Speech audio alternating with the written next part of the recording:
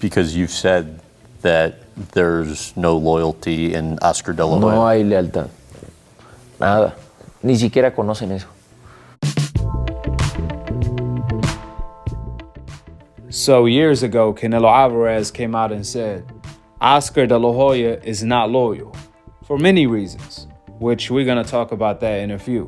Now, when Canelo lost to Floyd, just like when Ryan lost to Gervonta, Oscar De La Hoya was also a no-show during the post-fight press conference for that fight. However, unlike Joe Goosen, Ryan Trainer, and Bernard Hopkins, Canelo Trainer and Bernard Hopkins actually showed up to the post-fight press conference as they should have. That's simply what your team's supposed to do anyways.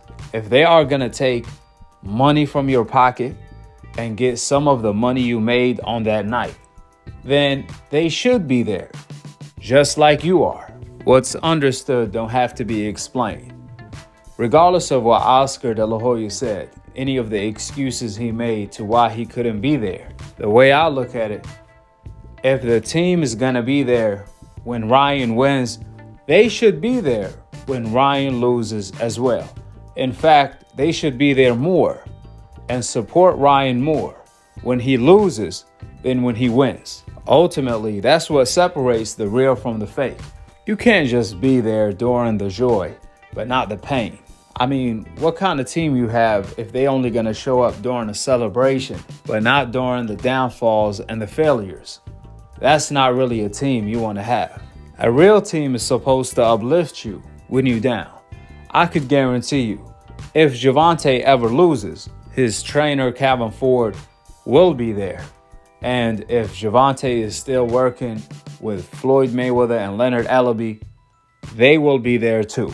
You know, there's no difference to when Adrian Broner, he used to have a huge entourage, over 40 people. But the moment he lost to Marcos Maidana, they all disappeared like magic after the fight. Therefore, you gotta watch the company you keep.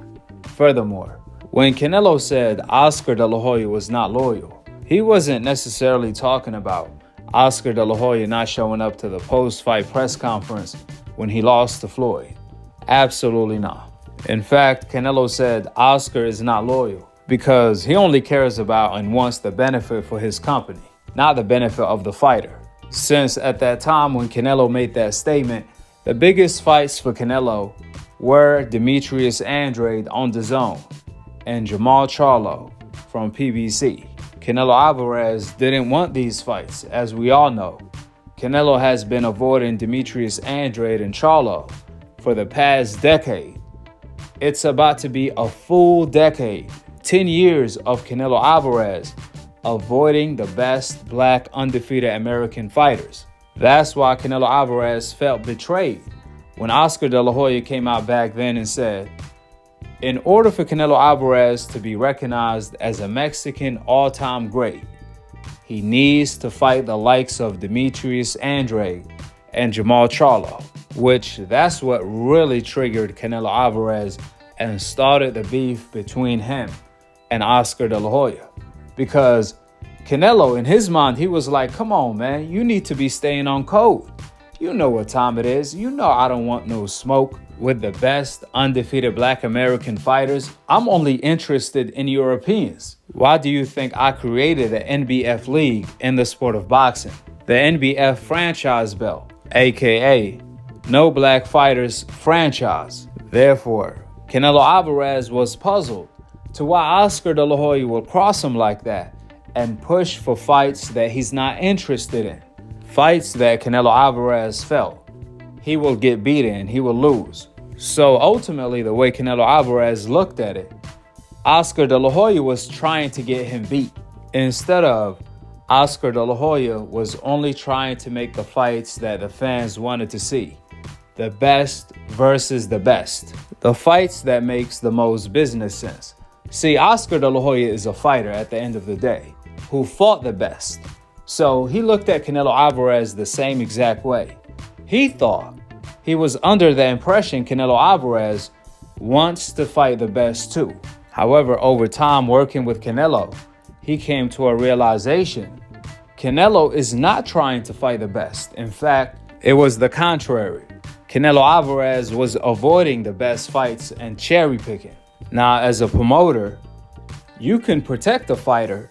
However, before that contract ends, you do want to make the biggest fights in order to make the most money and capitalize on having your fighter on the contract. Which, remember, at that time, Canelo Alvarez versus Jamal Charlo was the biggest fight in boxing, and so was the Demetrius Andrade fight.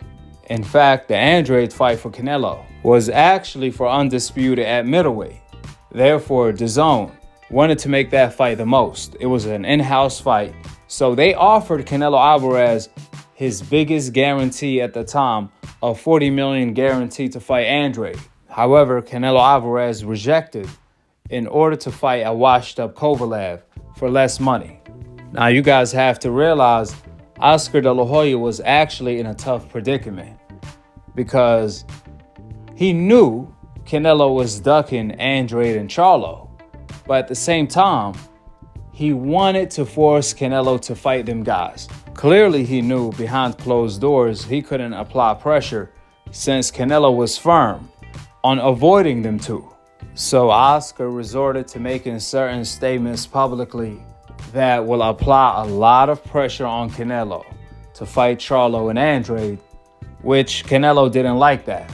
That's why he called Oscar De La Hoya not loyal. Since in Canelo's mind, he's like, man, you know I'm not trying to fight Andrade and Charlo.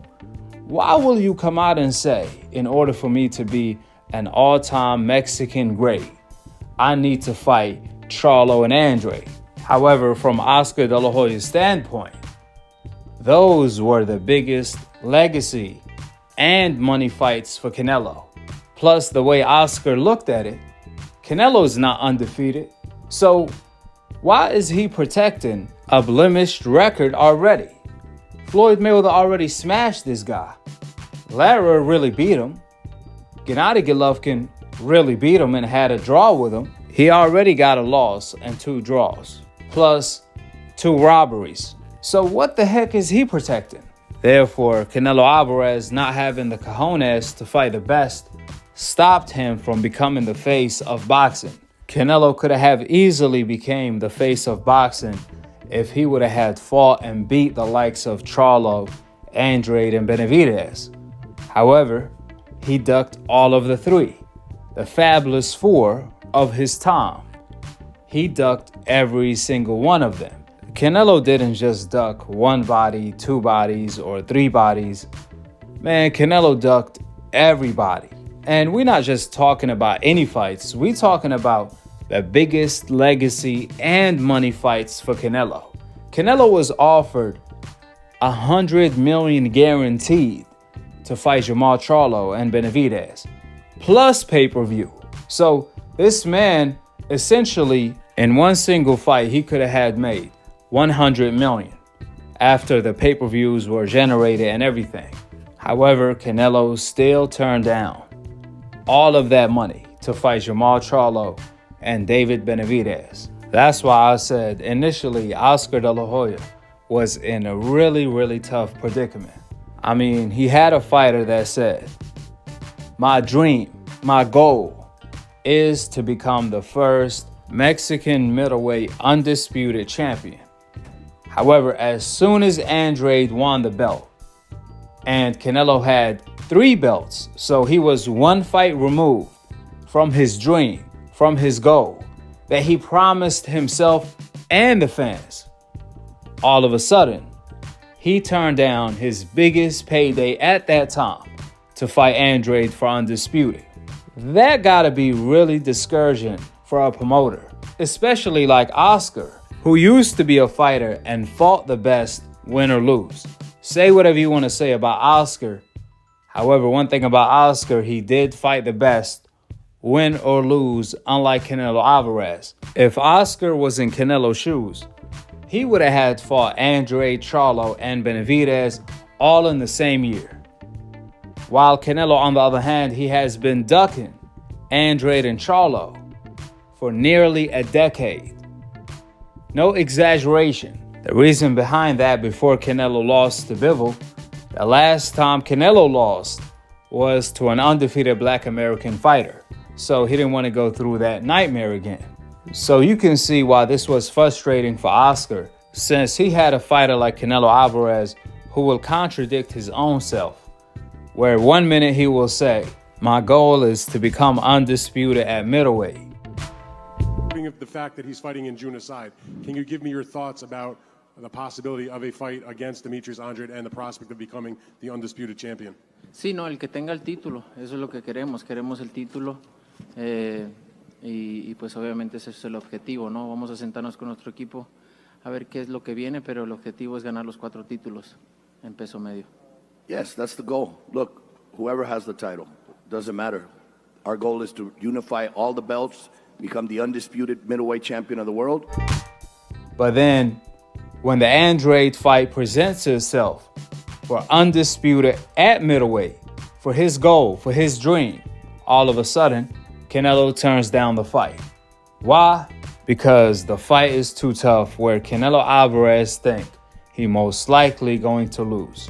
So Canelo decided he's going to move up north to 168, a European division. At the time, the moment Benavidez lost the belt on the scale, that division became the weakest division in the sport of boxing as far as the fighters who held the titles. So Canelo figured, since Charlo and Andrade wouldn't leave me alone at 154 and 160, you know what? I'm gonna move up to 168, the weakest division, in order to become undisputed there and achieve my dream over there.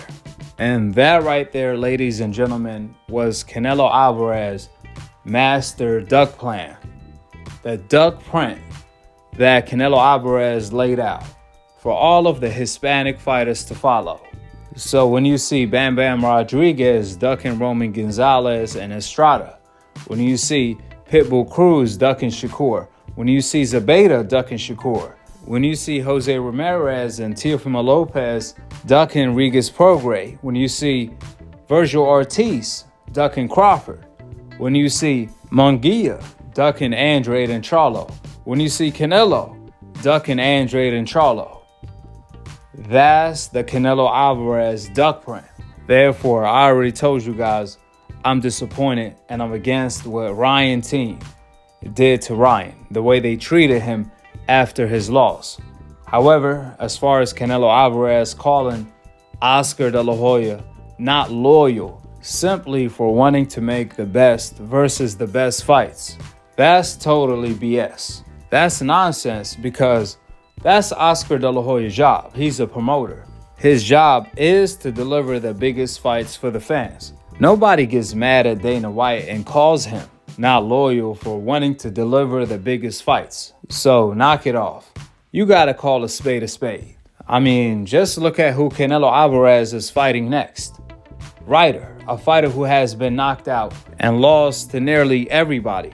Nobody even cares about this fight. This fight has zero buzz. Canelo was supposed to fight Bivol in a rematch. He was supposed to fight his mandatory Benavidez, or even Charlo and Andrade. However, he chooses to fight Ryder, cherry picking at his finest, with the facts being laid out.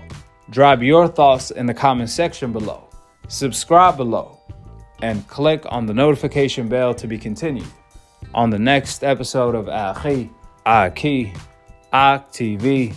Peace. Wa alaikum assalam wa rahmatullahi wa barakatuh.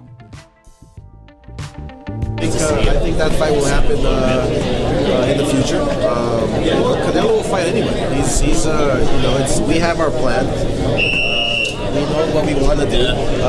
I think Canelo and Charlo will be a terrific fight in the future. And Oscar, how's Canelo against the likes of Jacobs, Andrade, and Charlo? How's he going to beat these 6-foot athletic middleweights when Canelo's 5'9"? You know, we'll see when he fights them. I mean, and mark my words, he will fight them. I mean, Canelo wants to be great. He wants to be great. So in order to be great, you have to fight the likes of the Carlos. Everybody depends on that.